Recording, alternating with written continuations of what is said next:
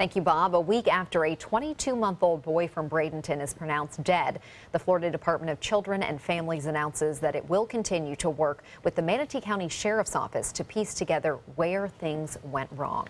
ABC 7's Bobeth Yates has more on the incident.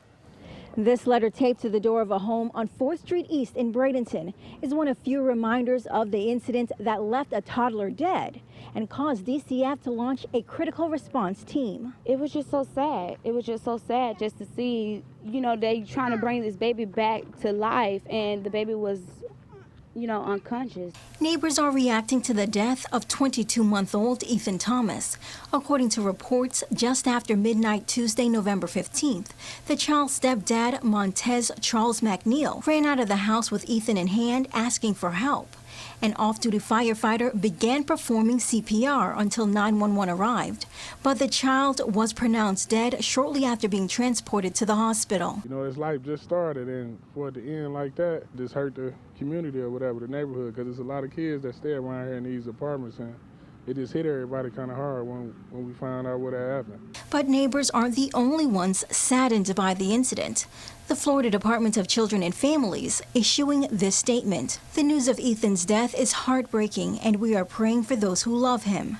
The statement went on to say a critical incident response team has been deployed to review the case and determine if there were any actions that could have been taken to prevent this tragedy. But many speculate there was more that DCF could have done because there was an open investigation into Ethan's parents. In fact, neighbors say just a week prior to the death, there was a DCF investigation at the home. The crazy thing about it is I asked the father, why is Child Protective Service down there, and he told me he didn't have no clue.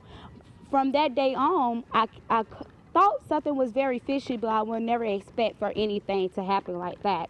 According to the DCF active case file, Ethan and his 5 brothers were last seen by their case manager November the 9th in an unannounced visit. But at the time, there was no concern for danger identified. Still, there are reports that at the time of Ethan's death, he had 7 broken ribs in several stages of healing, a fractured skull, and several bruises and deep cuts on his body.